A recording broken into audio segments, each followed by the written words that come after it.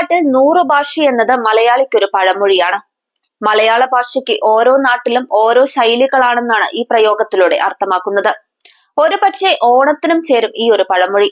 ഓണത്തിനുമുണ്ട് ഈ വൈവിധ്യം. മലബാറിലെ നോൺ വെജ് ഓണം ഉൾപ്പെടെ ഇതിന്റെ തെളിവുകളാണ്. എന്തൊക്കെ പറഞ്ഞാലും ഓണം മലയാളിയുടെ ദേശീയോത്സവം തന്നെയാണ്. ലോകത്തിന്റെ ഏത് കോണിലായാലും മലയാളി കൂടെ കൊണ്ടുപോകുന്ന കാണാത്ത ഭാണ്ഡക്കെട്ടാണ് ഓണം.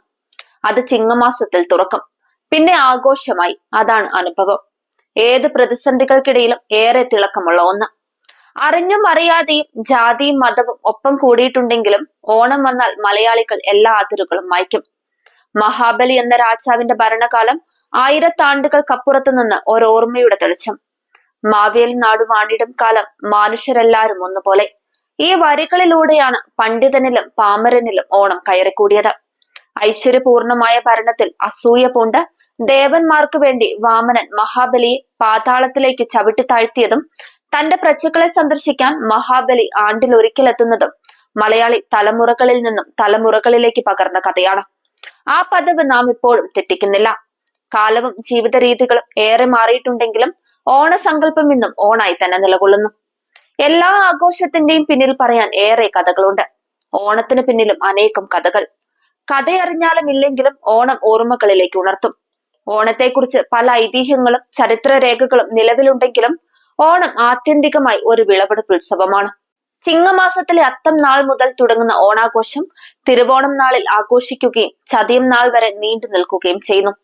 ഒരു കാലത്ത് കൊച്ചിക്കടുത്തുള്ള തൃക്കാക്കര വാണിരുന്ന മഹാബലി പെരുമാൾ ക്ഷേത്രത്തിലെ പ്രതിഷ്ഠയായ മഹാദേവന്റെ തിരുനാൾ ആഘോഷിക്കുന്നതിനായി ചിങ്ങത്തിലെ അത്തം നാളിൽ ജനങ്ങളെ ക്ഷേത്ര സന്നിധിയിൽ വിളിച്ചു വരുത്തുകയും ആഘോഷങ്ങൾ നടത്തുകയും ചെയ്തിരുന്നുവത്രേ. കൊച്ചു രാജാവ് നടത്തിപ്പോരുന്ന അത്തച്ചമയം ഇതാണെന്ന് കരുതപ്പെടുന്നു.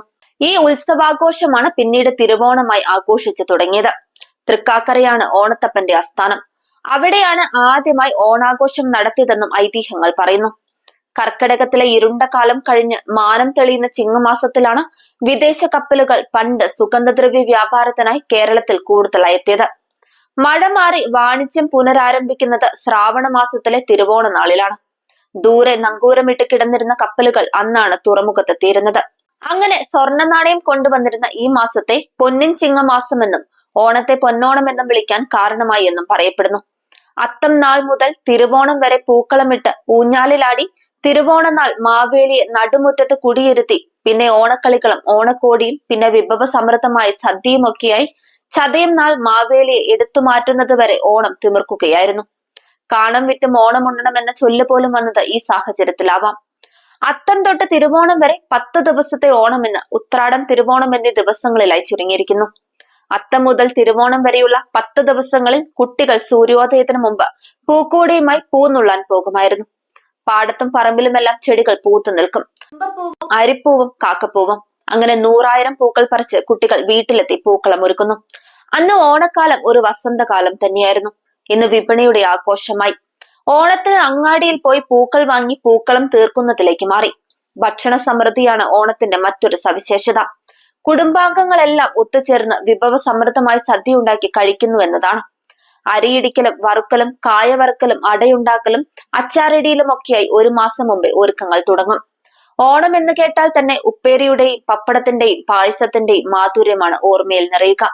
മലബാറിലെ ഓണം വേറിട്ട് നിൽക്കുന്നതാണ്. ഒരുപക്ഷെ പഴയ കാലത്ത് എല്ലാവരും മാംസം കഴിക്കുന്ന സന്ദർഭം കൂടിയാണിത്. തെക്കൻ കേരളത്തിൽ മുമ്പ് ഓണത്തിന് മാംസം ഉണ്ടായിരുന്നില്ല. ഇന്നതും മാറി. മലബാർ മേഖലയിൽ ഇത്രയേറെ ഇറച്ചിക്കടകൾ ഇല്ലാതിരുന്ന കാലത്ത് ഓണം പോലുള്ള ആഘോഷവേളകളിൽ താൽക്കാലിക ഇറച്ചിക്കടകൾ വ്യാപകമായിരുന്നു. ഭക്ഷണം മാത്രമല്ല കളികളുമുണ്ട് ഓണത്തിന്. ഓണക്കളികൾ ഹരമായി കൊണ്ടു നടക്കുന്നവർ ഏറെയാണ്. പുലിക്കളി, കൈകൊട്ടിക്കളി, പന്തുകളി, തുമ്പിതുള്ളൽ, ഊഞ്ഞാലാട്ടം എന്നിങ്ങനെ വിവിധ തരം കളികൾ. പ്രായഭേദമനുസരിച്ച് ആളുകൾ ഓരോ കളികളിൽ ഏർപ്പെടുക പതിവായിരുന്നു. അടുത്ത കാലത്ത് മാനവരാശി ഏറെ പ്രതിസന്ധി നേരിട്ടത് കോവിഡ് കാലത്താണ്.